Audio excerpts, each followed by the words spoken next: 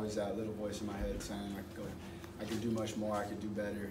And like today, there were like 3 plays I wish I could take back for personally for myself. You know, just those little things that weigh heavy on me, just because I know for a fact I'm not supposed to do them, and you know, I just got like more. Just I didn't do enough reps of it, so just got to keep on doing more of those. Man, it looks like a lot of the passing game in this offense is the moving pocket and sliding down the line and then release. How comfortable are you with that? You know, I'm comfortable. Rich Rod does a great job of coaching and teaching it on and off the field. It's just, you know, getting our guys, our receivers on the outsides to click, know every conversion they have on each route, knowing what the defense is knowing their own job and their own responsibility. You know, this offense, it's me saying the whole thing. O-line doesn't even know what's going on until I tell them to play from the sidelines. And so, you know, it's just being able to mesh all those things together to make it a smooth transition into one single play. And once we get on that same page, I feel like there's no stopping us. I think that's the little hump we're at right now. It's that battle up the steep hill, honestly. How different is that from what you guys were doing last year?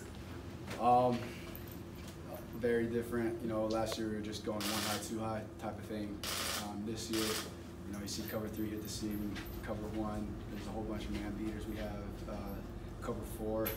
Like it's just areas of the field that the defense isn't, and we're supposed to attack those, and it's my job to know, mine and the receiver's job to know that before the snap of the ball. So I think that's the part that we need to click on, and that's the battle I'm talking about. And it comes with reps, it comes with the chemistry on and off the field.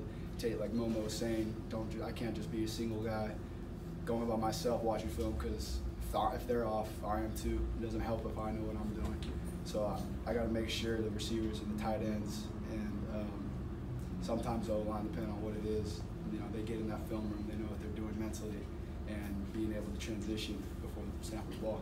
The coaches said there were a couple of plays where it looked like you kind of wanted to run. How much were you having to hold back and not show the full display of your game when you're non-contact like today?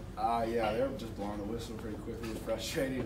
Just like they just touched me, they called me down. So I mean, it is what it is. It's just a spring game. How big of a part of your game is that, though, the ability to run? In this offense? Yeah. A lot. How's the chemistry developed between you and your receivers, and what do y'all have to work on in that department during the off-season and summertime? You know, like I said, just being definitive in what they're doing, because, you know, we got options in our routes, like I said, conversions. Them knowing what they're doing, watching film, that's hours of film study, and then even repping it out and getting the defense out there. Like we have our player run practices, getting the defense out there, giving us looks, and going over what we were watching on film. And, you know, let them learn what they're looking for. Teach them how to read the defense, and they got a good grip of it. It's just that they're not consistent with it. So I feel like, you know, more repetition of doing certain plays that require conversion, just doing more of that and having the defense out there giving them looks. You connected a bunch with Elijah, especially early. How's your relationship with him kind of grown over the spring? Yeah, so like, you know, Elijah's one of those guys who's pretty smart, and he understands defenses. He was one of the first like receivers to really click with me.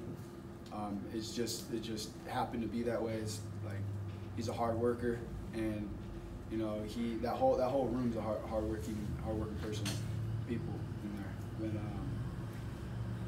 you know, it's really the hard part is just getting everybody together to really put in the work.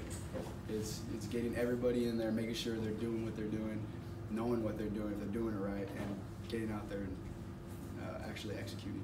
Redshirt freshmen aren't usually the guys that are having to organize a lot of the stuff. I know you're a quarterback and you have to be a leader, but it's usually an older guy doing that. Is that a role that you just pretty much have to accept and carry on? No, I don't think of it like that. I feel like I'm supposed to be here. I'm in this position. I have big shoes to fill, but I feel like I'm supposed to be able to fill them. You know, there's like no pressure. You know, it's self-inflicted. It's something that happens when you're not mentally ready or prepared. So I feel like, you know, even on the outsides and our O-line, they're young too, as of experience. So yeah, it's just having those people come together and really just knowing what they're doing and doing their job. From your vantage point this spring, how different has the defense looked than maybe it looked last year? Coach McIntyre is really good at giving different looks. He's really good at disguising their defense, and you know, I'm about to go into detail, but he's really good at giving certain looks. You know, it's only going to help me. When he was throwing a whole bunch of stuff at us, like day one, moving everybody around on the defense, just giving me Steeler fronts from 4 down. Like, it's just a whole bunch that really I just seen a short period of time with him, and it's only helped me get better.